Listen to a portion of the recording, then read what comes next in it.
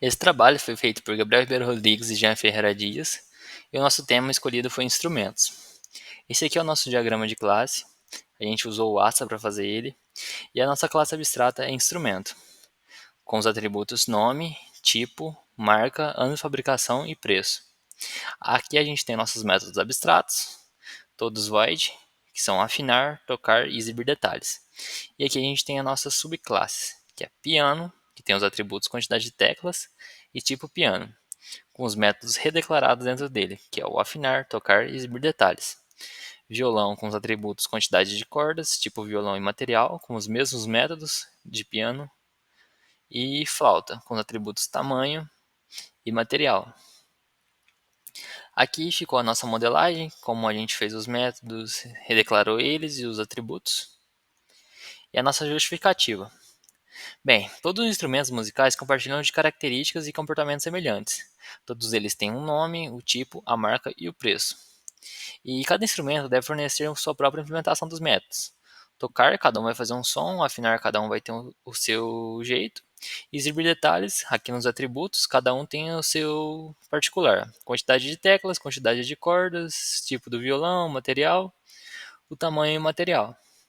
E usar classe abstrata evita a repetição do código, porque a gente define atributos comuns a todos os instrumentos na classe instrumento musical.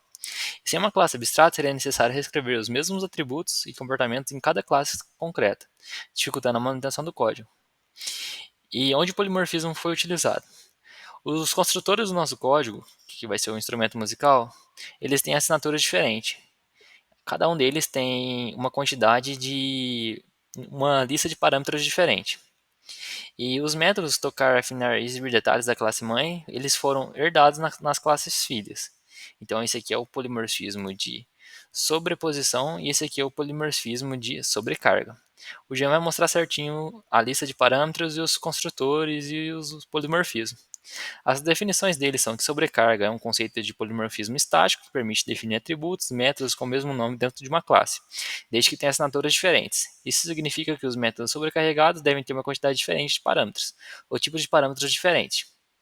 Sobreposição seria sobrecarregar, significa criar mais de uma versão de um mesmo método. As versões devem possuir listas de parâmetros diferentes, sejam no tipo ou no número desses parâmetros. O tipo de valor de retorno pode ser igual. Agora eu vou mostrar como ficou o nosso código. Então, a nossa superclasse instrumento tem que ter os atributos nome, tipo, marca, ano de fabricação e preço. E ela tem os métodos abstratos afinar, tocar e exibir detalhes. Então, no nosso código, nós criamos a classe abstrata, instrumento musical, criamos os atributos com seus respectivos tipos e todos com o modificador de acesso protect, que ele significa que esses atributos só podem ser acessados pela classe instrumento musical ou pelas subclasses dela. Aqui nós temos os construtores, então o, um construtor vazio, primeiramente, ele não recebe parâmetros e inicia todos os atributos ou com uma string vazia ou com zero. E também temos o construtor que recebe parâmetros e já inicia os atributos com as suas informações. Isso daqui é um exemplo de polimorfismo de sobrecarga. Então nós temos dois métodos com o mesmo nome e a única coisa que diferencia eles é a nossa lista de parâmetros. Nós criamos aqui os nossos métodos abstratos, eles vão ser implementados nas subclasses, os métodos abstratos tocar, afinar e exibir detalhes, e também temos os gets e sets dessas variáveis aqui. Então, nós temos agora a subclasse piano, ela herda de instrumento, então ela tem todos esses atributos, e mais quantidade de teclas e tipo de piano, que são os atributos para piano, e ela implementa afinar, tocar e exibir detalhes. Então, nós criamos a classe piano, falamos que ela herda de instrumento musical, criamos os atributos específicos dela, temos os construtores de piano, o construtor vazio. Primeiro, ele chama o construtor da superclasse, que é esse daqui, e depois ele define esses atributos da subclasse. O construtor com parâmetros funciona do mesmo jeito. Primeiro chama o construtor da superclasse e depois define os atributos dela. E aqui nós temos a implementação daqueles métodos abstratos da superclasse. Então, isso daqui é um polimorfismo de sobreposição. Então, aqui nós definimos o método tocar e aqui nós implementamos ele sobrepondo. Então, quando você pede para um piano tocar, ele faz plim-plim. Quando você pede para afinar o piano, ele printa afinando o piano. E exibir detalhes, ele mostra os detalhes do piano, que são todos os atributos que ele tem. Nome, tipo, marca, ano de fabricação, preço, quantidade de teclas e tipo de piano. E também temos os gets e sets.